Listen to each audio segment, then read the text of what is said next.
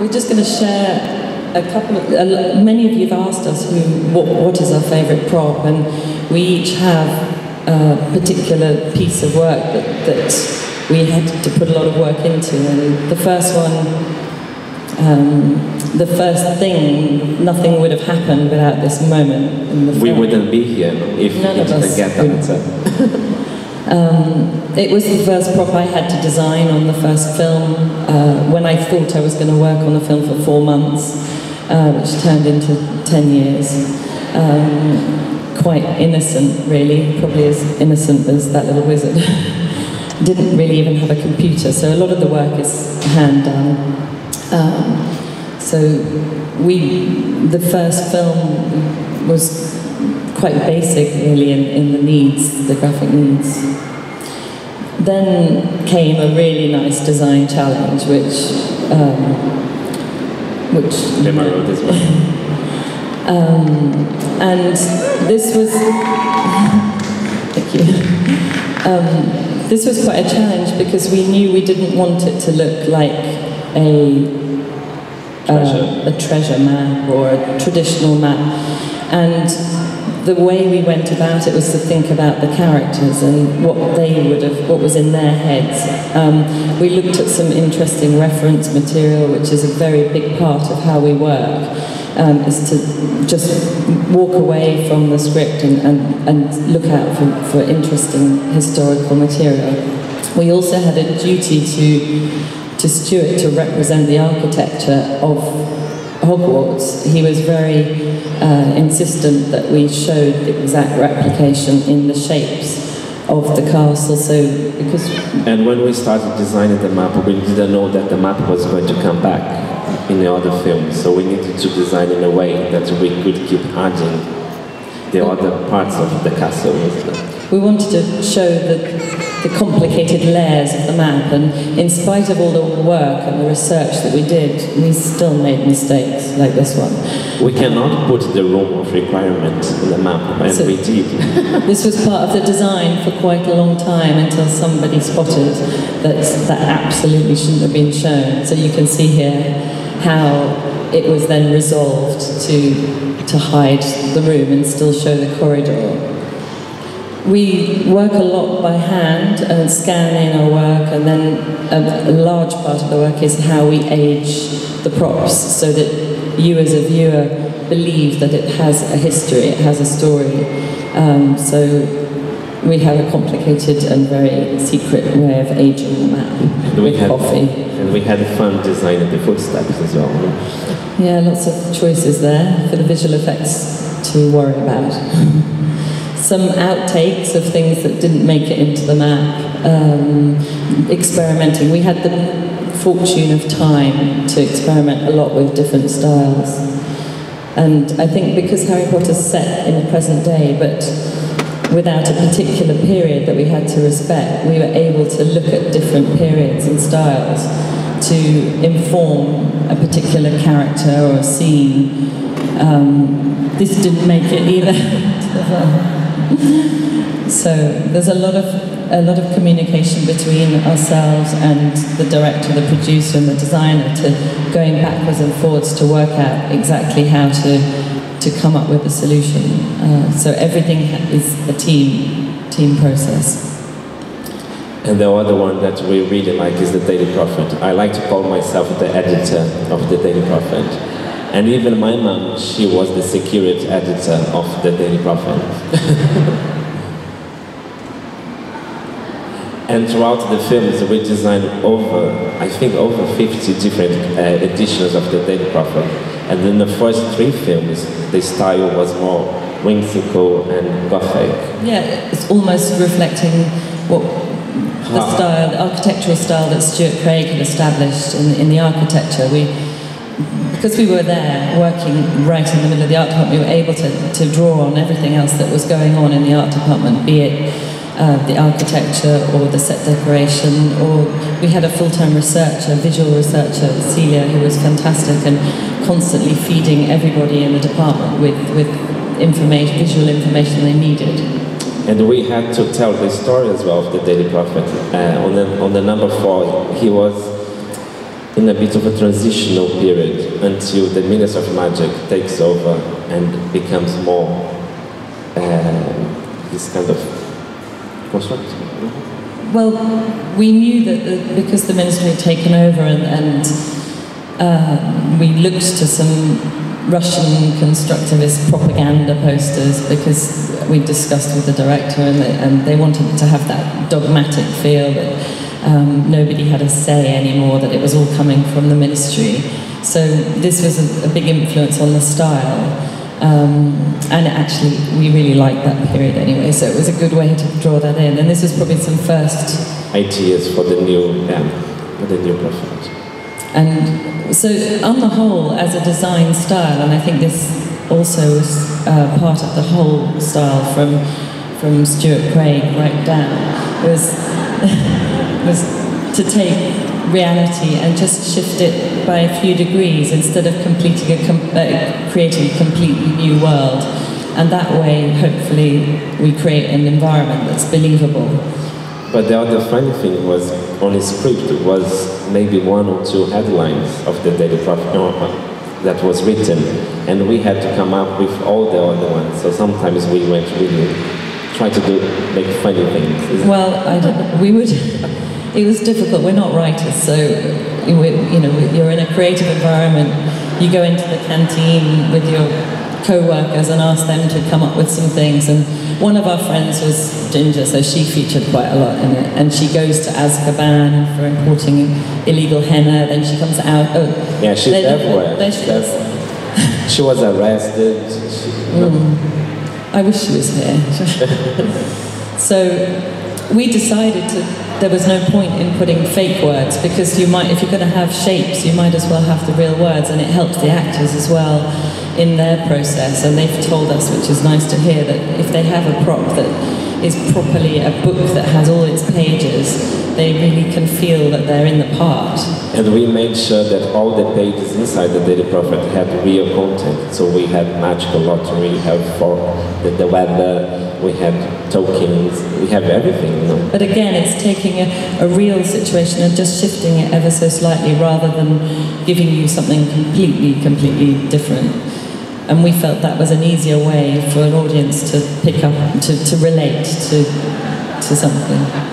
He's brilliant, this Dr. Shaman. He solved a lot of problems for us, isn't he? And the other thing we had to do was the adverts, and we went to lots of reference on the Victorian, see here.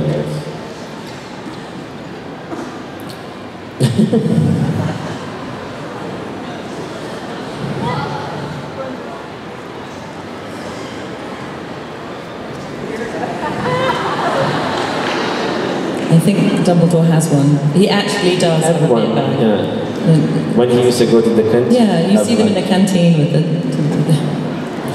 because the egg on the beard is so good. And of course, we always try to put our name everywhere, so MinaLima. There's a lot of friends and family in the work. That's me and this Cuba's powers.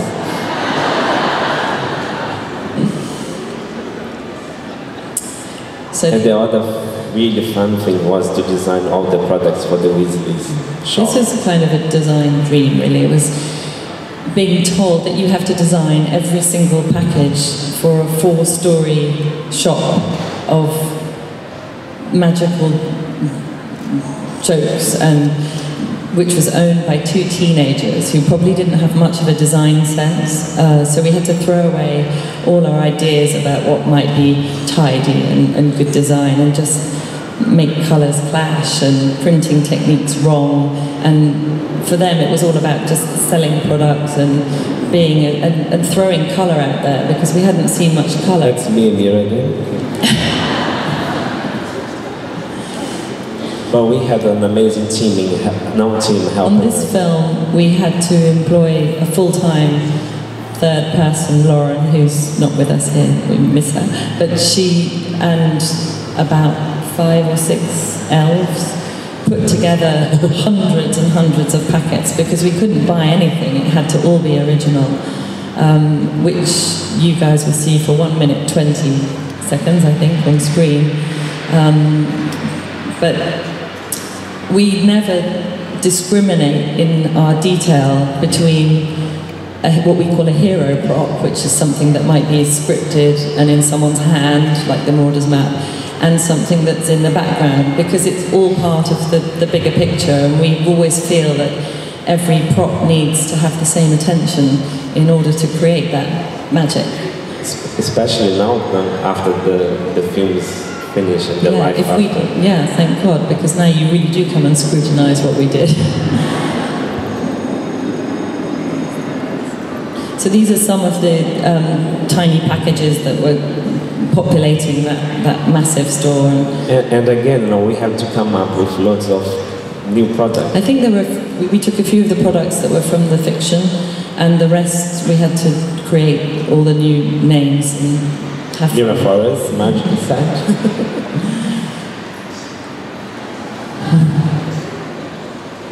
I think some of these you actually see in Zonko's. I probably shouldn't be saying that. But again, it's for us, every single design job that we're given on the film, we have to enter the character of that person, or the environment of that place, or the history behind that moment. And it's our duty to try and help tell the story in that one moment with that one piece of graphic, whether it's about how you age something, or whether it's really, I mean, Rita Skeeter's book, for example, is so over the top. I will show you some books now, which is kind of one of our favourite areas of design. The other thing that we really enjoy was to design all the school books, like the potion book. Again, we sometimes, most of the time, we don't really see inside, but most of these books have every single page full of information. Here I had to be Snape's handwriting, and I had to try and imagine how would Snape write. He probably wouldn't have it all tidy and in the same direction, and lots of thinking and scrubbing out, and so yeah. I had to go to a dark room and engage. We made sure that all the books had the real content on the inside, and not just blank pages. We work closely with bookbinders, so we'd have to try and understand some of the other traditional techniques and processes and crafts, and that's a wonderful experience to be able to go and engage with other craftsmen in their skill. And most of the time in film we're having to fake things, of course, you know, and so we're having to pretend that something's parchment, or that it's This was funny now, because we knew that J.K. Rowling, she wanted a book that looks like a trashy airport novel. And that was quite difficult for us, because after all, everything else is so rich in the film, but we had to make that one really kitsch. Yeah. And the same with Gilderoy Lockhart's work. We knew he was a fake, so we chose to use these fake skins and to give the impression that he was trying too hard to be who he was.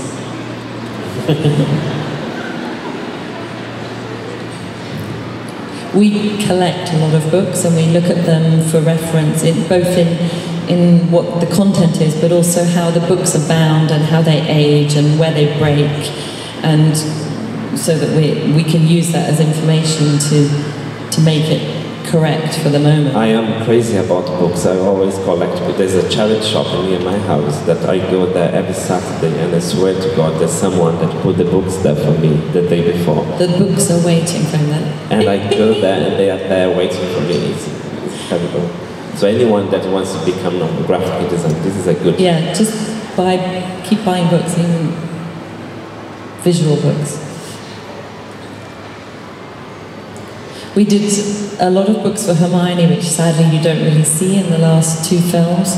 You hear them in her bag, but you just, and again, because of the time and what Harry Potter was, we were able to really push the boat out and make books out of metal and silk and gold leaf, and so we could really push the boundaries of what would normally be expected in a book binding.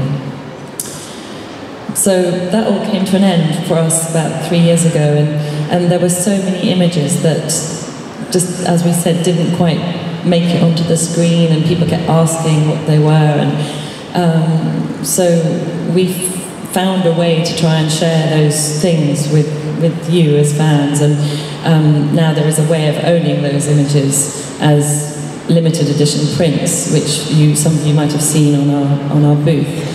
And now you can see how crazy we were with all the details and writing every single thing.